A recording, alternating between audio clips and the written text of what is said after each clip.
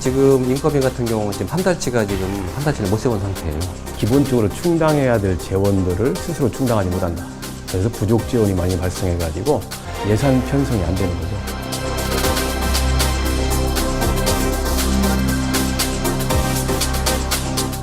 구재정에 도움이 되고자 소송을 제기했기 때문에 이자만으로도 지금 손해를 끼친 것이 5억 8천인가 돼요. 구청장이 잘못해서 구청장이 물어내야 될 테고.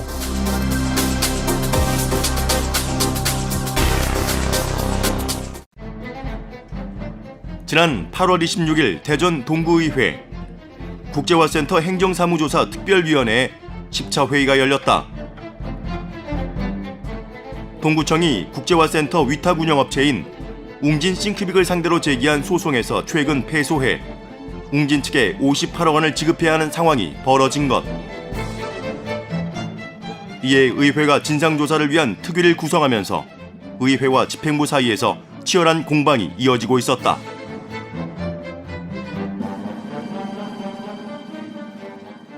지방자치단체의 장또는 관계 공무원이나 그 사무에 관계되는 자를 출석하게 하여 증인으로서 증언하게 하거나 참고인으로서 의견을 진술하도록 요구할 수 있다. 이렇게 돼 있어요. 대전 동구 국제화센터는 지난 2008년 설립된 영어 체험학습 시설로 민선 4기 시절 이장우 청장이 동구 지역 학생들의 교육 환경 개선을 위해 추진했던 교육 복지 사업이었다. 건립 당시의 협약은 먼저 웅진 싱크빅이 47억 원을 투자해 국제화센터를 짓고 이를 동구청에 기부 체납하는 것, 그리고 동구청은 웅진 측의 연간 운영비로 약 15억 원을 지원하기로 했다. 그러나 국제화센터 건립 초기부터 웅진 싱크빅에 6년간 지급하기로 한 운영비 15억 원의 성격에 대해서 문제가 제기되었다. 기부 체납 형식을 취하하면서 저 사람들도 투자를 하는 그 건설비 부분을 교육비와 그 건축비에 들어간 돈을 합쳐가지고 1년에 15억 3천씩을 받은 거죠. 예. 그렇게 해서 6년에 걸쳐서 건축비를 회수하겠다. 지급된 연간 운영비 15억 3천만 원의 내역을 보면 실제 운영비는 7억 4,500만 원에 불과하다. 나머지 7억 8,500만 원은 건축비 명목으로 지급됐다. 웅진 측이 8억여 원을 6년 동안 받으면 초기 투자비 47억 원을 모두 회수하게 되는 것. 사실상 지자체가 무상으로 재산을 취득하는 기부 체납이라고 볼 수 없는 상황이다. 이러한 의혹이 일자 2010년 10월 동구의회는 특별위원회를 구성해 국제화센터에 관한 행정사무 조사를 실시했고 웅진 측은 초기 투자비 중 미회수분 35억 원을 동구청에 환원하겠다고 약속했다. 국제화센터 건립을 하면서 의혹이 가는 부분이 있었는데 그 의혹 가는 부분을 가지고 특위를 구성을 했죠. 조사 특위를 구성을 해서 진행하는 중간에 그 동영상 사건이 이제 터진 거예요. 더 이상 그 기업 이미지가 실추 안 되는 그런 조건으로 해서 35억을 환원하고 바로 그 순간에 이제 그 특위를 종료하는 걸로 약속을 하고 35억을 받아냈습니다. 하지만 두 달 뒤 웅진 측은 35억 원 환원 불가 입장을 밝혔다. 웅진 측이 환원 약속을 철회한 것에 대해 현재 의회와 동구청의 입장은 엇갈리고 있다. 조사 특위 이후 당시 동구의회 황인호 의장은 성명서를 발표해 웅진 싱크빅의 계약을 해지하고 국제화센터에서 철수할 것을 요구했다. 이 때문에 웅진 측에서 환원 약속을 철회했다는 것이 동구청의 입장이다. 조사특위에 출석해서 웅진 측에서 35억 환원 약속 구두를 한 건 맞습니다. 그 후에 의회에서 그 성명서를 통해서 수탁 업무에 손을 떼고 떠나라 그런 내용의 성명서를 발표했기 때문에 웅진 측에서 공식적으로 35억 환원 약속을 철회한 것입니다. 반면 동구의회는 당시 조사특위에서 결정된 사항을 집행부가 즉각적으로 실행하지 않았기 때문에 벌어진 일이란 주장이다. 조사특위를 해서 35억 환원 받는 거 처리를 해서 집행부에 넘겨주는 것까지 끝나는 것이지 저희들은 아무 권한이 없어요. 나머지 뭐 문서화를 한다든가 재계약을 한다든가 이 집행부에서 하지 않고 소장이나 넣고 이런 상황이 되니까 이게 이렇게 된 것이 이게 더 책임질 게 뭐가 있습니까? 이에 대해 웅진 측은 동구의회에서 35억 원 환원 제안을 받아들이지 않았고 국제화센터에서 철수하는 성명서를 발표해 환원 의사를 철회했다고 입장을 밝혀왔다. 이후 동구청은 웅진 측의 환원 약속을 이행하라고 수차례 촉구했지만 거부당했고 결국 2011년 5월 웅진을 상대로 부당이득금 반환 청구 소송을 제기했다. 동구청은 2009년까지의 운영비로 22억 9천만 원을 웅진 싱크빅에 지급했는데 그중 건축비로 청구한 10억 4천만 원에 대해 반환을 요구하고 나선 것. 동구청의 주장에 따르면 기부 체납 방식으로 사업이 추진된 만큼 웅진에서 건축비를 청구, 수령한 것은 공유재산법 위반이란 것이다. 운영비를 지급한 내용을 보면 그 내용에 건축비도 청구를 해서 지급한 것으로 그렇게 되어 있습니다. 이미 준 것이 잘못됐기 때문에 부당이득 반환금 청구 소송을 제기했고 또한 앞으로 줄 그 건축비 35억 원도 지급하지 않기 위해서 소송을 제기하게 된 겁니다. 하지만 대전지법은 동구청의 주장을 기각했고 항소심 재판부도 똑같은 판단을 내렸다. 결국 지난 7월 동구청은 대법원에서 최종 패소 판결을 받았다. 판결에 따르면 건축비 지급이 공유재산법에 위배된다고 인정하나 건축비를 분할 상환한다는 약정이 존재하기 때문에 동구청은 이를 지켜야 한다는 것이다. 이에 따라 동구청은 2011년부터 지금까지 지급하지 않았던 운영비와 건축비, 이자 등을 포함해 총 58억여 원을 웅진 측에 지급해야 한다. 현재 동구의회 조사특위에서는 당초 집행부가 무리한 소송을 진행했다는 비판이 제기되고 있다. 건축비 회수하는 형식으로 해서 계획이 돼서 가고 있는데 두 개 잘 갔잖아요. 갔는데 중간에 그것이 아니다 하고 지금 끼어들어서 전부가 실투성이로 변해버렸다 이거예요. 그랬을 때는 뭐냐, 아까 말씀드렸던 대로 판단 착오고 집행부에서 잘못한 부분이 만들어져 버렸지 않느냐. 막대한 상환 비용이 발생하면서 부재정의 부담도 커질 수밖에 없는 실정. 이자와 소송 비용 등에 대해 집행부에 구상권을 청구해야 한다는 주장도 나오고 있다. 지금 현재 이자만으로도 지금 손해를 끼친 것이 5억 8천인가 돼요. 이자 부분만 해도. 예. 구청에서 구청장이 잘못해서 구청장이 물어내야 될 테고, 예. 그 외 공무원들이 같이 잘못했으면 같이 물어내야 될 테고 방법이 없지 않습니까? 구 재정에 도움이 되고자 그 여러 가지 감사나 의회에서 지적된 건축비 부분을 지급하지 않기 위해서 소송을 제기했기 때문에 구상권 청구 대상은 아니라고 생각을 합니다. 일각에서는 현 집행부에 모든 책임을 전가하는 것이 부당하다는 반론을 제기하고 있다.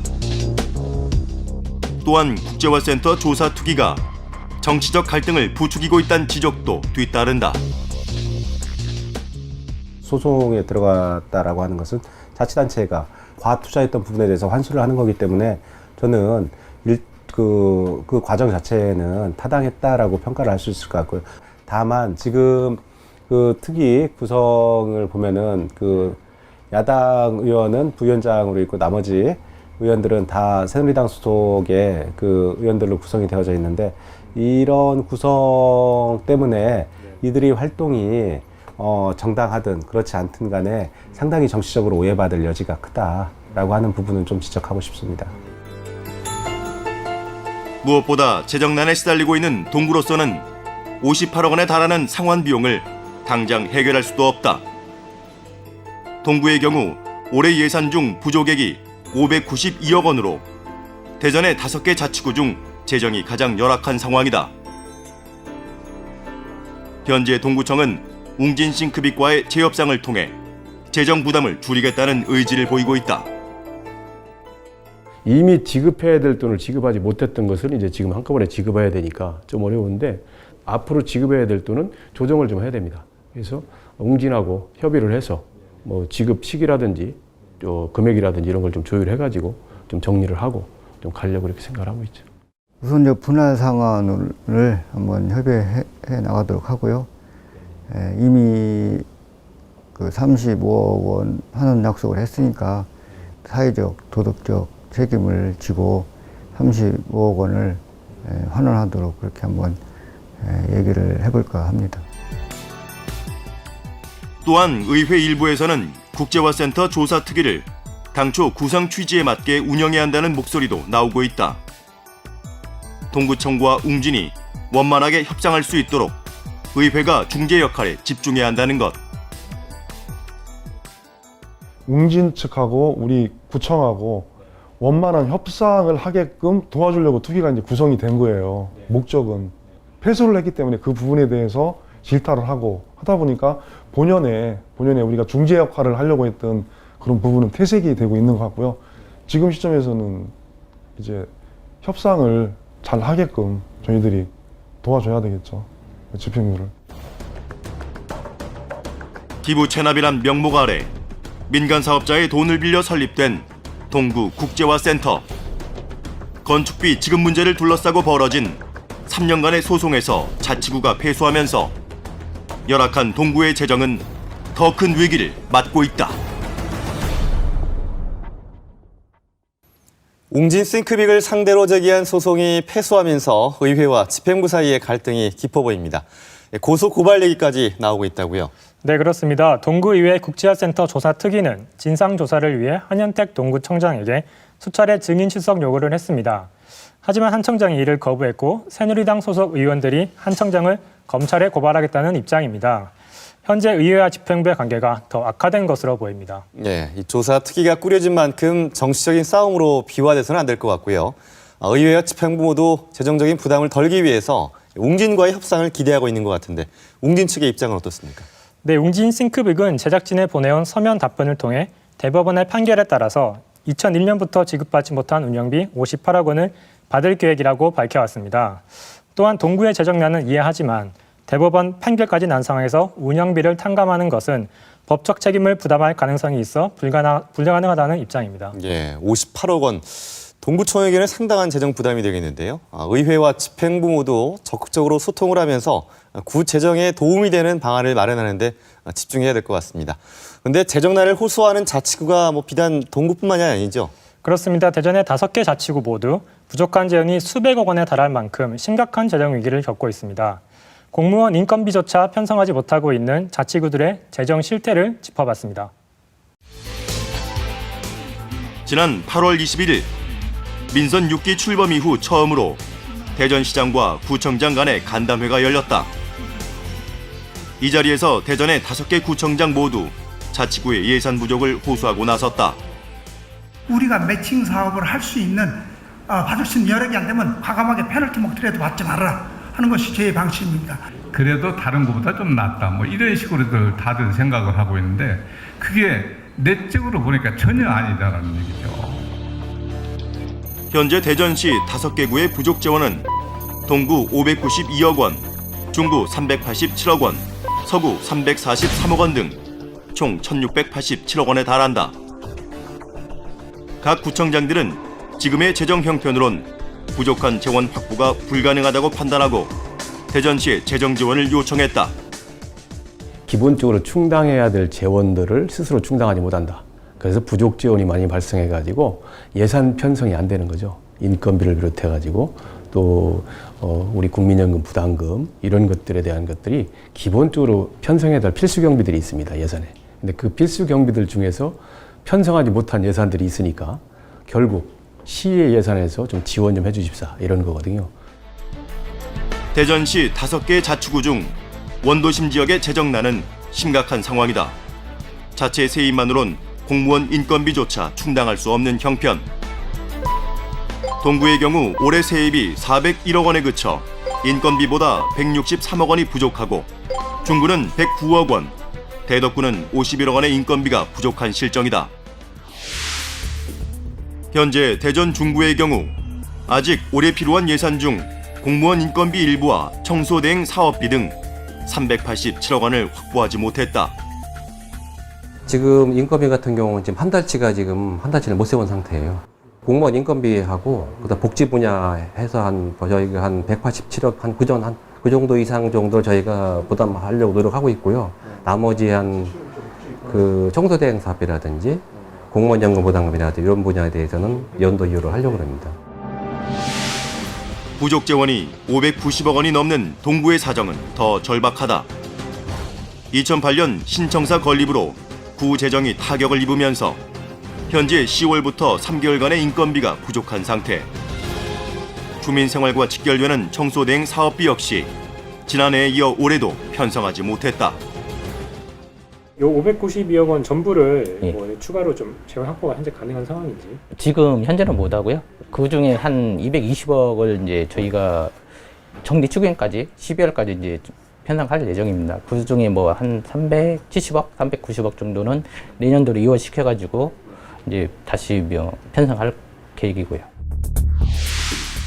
다른 자치구의 형편도 크게 다르지 않다. 대전 대덕구 역시 236억 원의 예산을 확보하지 못한 상황. 지금의 재정 형편으론 부족한 재원을 확보하기가 어렵다는 판단이다. 반드시 확보해야 되는 법적 필수 경비가 176억 정도입니다. 그래서 이번 금해 추경 때 이제 이 부담액 176억 중에서 이제 그 자체 세입과 잉여금, 조정 교부금, 자체 예산 절감 한 9억 원 포함해서 130억 정도는 이제 충당이 가능한데요. 나머지 그 청소 대행 사업비라든가 그 연금 부담금 46억 원에 대해서는 아직 좀 불투명합니다. 대전시도 각 구청의 재정 위기에 공감하며 추경 예산 341억 원을 마련해 자치구에 지원한다는 계획이다. 하지만 전체 부족 재원의 20%에 불과하다 보니 구멍난 재정을 메우기엔 역부족인 실정. 자치구들이 자구책 마련에 더 적극적으로 나서주길 당부하고 있다. 시에서 가지고 있는 재원을 일단 최대한 재정 보전금으로 풀어서 일정 부분 구에 급한 인건비나 청소대학비 사업비로 할 수 있도록 최대한 배려할 계획을 가지고 있습니다. 부족분에 대해서는 자치구에서 자구 노력을 한다고 먼저 21일 날 구청장 회의 때 보고를 받았습니다만 자구 노력을 최대한 하고 사업 시기를 조정해서 이렇게 해 나가는 거로 추진해야 될 거로 생각이 듭니다. 일선 구청들도 재정난 극복을 위해 공무원 감축, 경상경비 절감, 지역축제 중단 등의 다양한 자구 노력을 펼치고 있다. 그러나 그것만으론 한계가 있다는 입장이다. 저희들이 한 800명 정도 되거든요, 회원이. 800명에서 한 10% 정도, 그럼 80명 정도. 이 정도 인원을 감축을 지금 들어갔습니다, 이미. 또 저희들은 이미 민선 5기부터 시작해가지고 축제를 아예 안 합니다. 뭐 다 없애고, 축제도 다 없애고, 구청장 소식 발행지도 다 없애고, 모든 경상경비 줄일 수 있는 건 최대한 지금 줄여나가고 있고. 저희가 자구 노력 가지고는 한계가 있습니다. 더 이상 할 수 있는 방법이 없습니다. 그래서 자구 노력 해봐야 경상경비 절감하고 또 세입 수입 같은 건데 세입 수입 같은 경우 저희가 받을 수 있는 게 한계가 있지 않습니까? 그러다 보니까 자치구는 일단은 법 개정에 의해서 일단 세입을 초과해주지 않으면 어려울 수밖에 없는 그런 형편에 있습니다. 전국 지자체들이 겪고 있는 재정난의 가장 근본적인 원인으론 중앙과 지방의 왜곡된 세입, 세출 구조가 꼽히고 있다. 세입을 보면 국세와 지방세의 비율이 8대 2인 반면 지출은 중앙정부가 4, 지방이 6을 담당하고 있다. 수입에 비해 지출이 많다 보니 지자체 재정이 어려울 수밖에 없는 것. 국가는 40%밖에 안 쓰고 지방에서 60%를 쓰는 거죠. 그 갭을 그건 뭘로 메꾸는 거냐면 전부 다 이제 중앙에서 내는 보조금에 대한 걸로 메꾸다 보니까 또 보조금은 용도가 지정이 돼 있어. 딴 데 쓸 수도 없습니다. 그러니까 거기에만 맞게 써야 되다 보니까 자율성도 없는 거고요. 그러니까 지방의 입장에서 볼 때는 상당히 큰 이제 그 문제점으로 이제 지적될 수밖에 없는 거죠. 국세와 지방세의 증가 추이를 보면 국세는 1996년 56조에서 2012년 203조로 147조 원이 증가한 반면 같은 기간 지방세는 15조에서 53조로 38조 원 증가한 것에 그쳤다.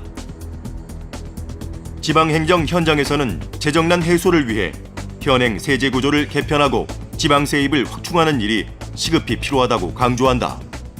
중앙에서 지방의 자주재원 세입원을 좀 늘려줘야 됩니다. 그래서 8대2의 구조를 7대3으로 해주든지 아니면 6대4.9점 하면 그렇게 더 좋고 자주재원을 늘릴 수 있는 지방세제를 개편해주지 않으면 지금 상태의 지방세제 구조라든지 지금 상태의 세입세출 구조를 가지고는 아무리 노력을 해도 지방재원이 좋아질 리가 없다. 지방세 비중이 늘어나게 되면은 그에 따르는 이제 긍정적인 효과들이 있습니다. 그래서 뭐 첫 번째로는 지방세 비중이 늘어나면은 이게 이제 경제 성장에 도움을 주는 그런 구조로 되어 있고요. 또 하나는 이제 지출에 있어서도 책임을 가지고 하기 때문에 지출의 효율성을 제고시킬 수 있다. 최근에는 정부의 복지 정책이 확대됨에 따라 지자체 지출 부담 역시 커지고 있다.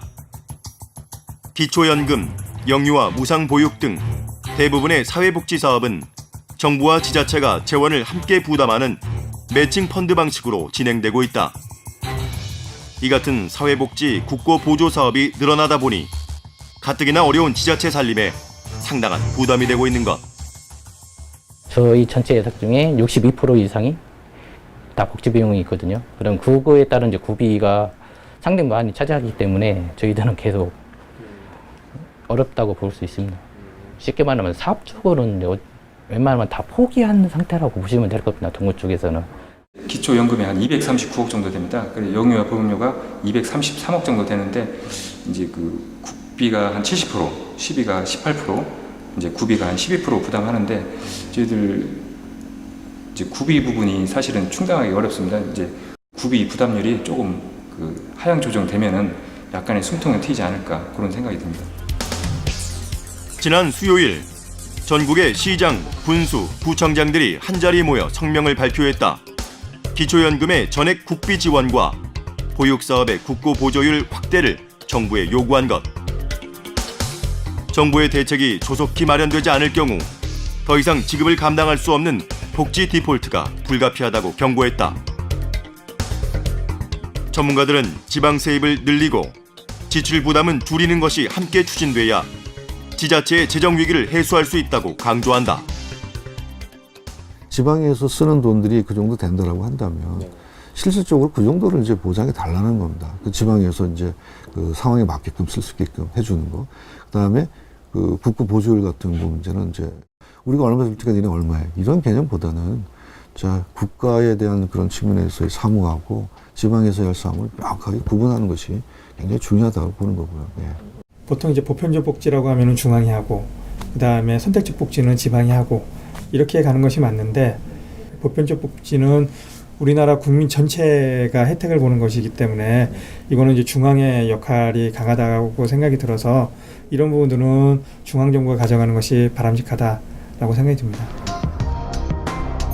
현재 자치단체별 재정 자립도를 보면 특별시는 80%, 광역시는 48%에 달하지만 기초단체인 시는 31%, 구는 11%, 자치구는 27%에 그치고 있다.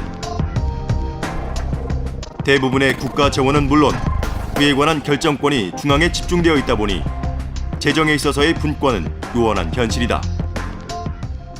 기초자치단체의 경우에는 가용재원, 즉 자치단체장이 지역 그 자치단체를 위해서 투자할 수 있는 그런 재원이 거의 없다. 중앙정부가 모든 것을 컨트롤하기 때문에 안전행정부, 기획재정부를 통해서 컨트롤하기 때문에 이런 지금 뭐 재정분권은 상당히 요원하다. 그런 게 현재의 상황이고 그렇지만 재정분권도 지방자치가 그 제대로 정착하기 위한 중요한 한 축이기 때문에 이것도 반드시 자치단체가 얻어야 될, 획득해야 될 그런 제도다라고 하는 부분 좀 강조하고 싶습니다. 지방자치제도가 시행된 지 20년. 하지만 국세에 편중된 조세 구조와 정부가 추진하는 국가 보조사업 확대로 여전히 자치구들은 재정 위기를 벗어나지 못하고 있다. 텅 빈 곳간 앞에서 그 어느 때보다도 위태로운 길을 걷고 있다.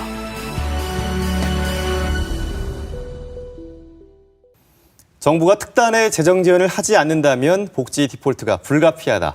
그만큼 지자체들의 사정이 절박해 보입니다. 복지 디폴트 어떤 상황이라고 이해하면 될까요? 네, 복지 디폴트는 지급 불능을 뜻하는 말인데요. 통상적으로 정부가 추진하는 대부분의 사회복지 사업은 국비와 시비, 구비의 매칭으로 실시되고 있습니다. 도입은 정부가 하고 재정은 지자체가 부담하는 사회복지 사업이 급증하면서 전국의 자치단체장들이 과중한 복지비 부담을 호소하고 나선 것입니다. 기초연금을 전액 국비로 지원하거나 국고 보조율을 인상하지 않으면 지자체에서는 더 이상 복지 정책을 수행할 수 없다는 겁니다. 예, 지자체들이 그만큼 강경한 입장을 보이고 있는데요.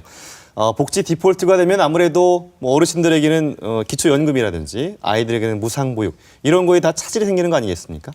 네, 맞습니다. 지자체들은 국비 지원이 추가적으로 이루어지지 않는다면 기초연금이나 무상보육과 같은 보편적인 복지 사업이 불가능하다는 입장입니다. 이렇게 되면 재정이 열악한 지자체의 주민들이 가장 먼저 피해를 입을 수도 있고요. 정부를 향한 비난도 커지지 않을까 예상됩니다. 네, 이렇게 지방에서 끊임없이 재정의 어려움을 얘기를 해도 그동안 이제 정부의 대책 마련은 좀 소홀하지 않았습니까? 중앙정부가 이제 마치 외면하고 있다는 모습으로 비춰지는 것도 현실인데요. 네, 취재진은 지자체의 재정 위기를 살펴보면서 정부의 대책을 듣기 위해서 기획재정부에 인터뷰를 요청했습니다. 하지만 기획재정부는 지방 재정 문제가 공론화되는 것이 부담스럽다는 이유로 취재를 거부했습니다. 네, 전국의 기초단체들이 또다시 지방의 재정난을 호소하고 나섰습니다. 정부가 일방적으로 추진하는 국고 보조 사업에 더 이상 지자체의 곳간문을 열지 않겠다는 강경한 태도까지 보이고 있는데요. 이 지방정부의 어려움을 더 이상 외면해서는 안 될 것입니다. 중앙과 지방이 적극적으로 소통하고 또 함께 현실적인 대책을 마련해 나가는 것이 지방지정의 위기를 극복할 수 있는 최선의 방법이 될 것입니다. 자, 김학수 PD 수고하셨습니다.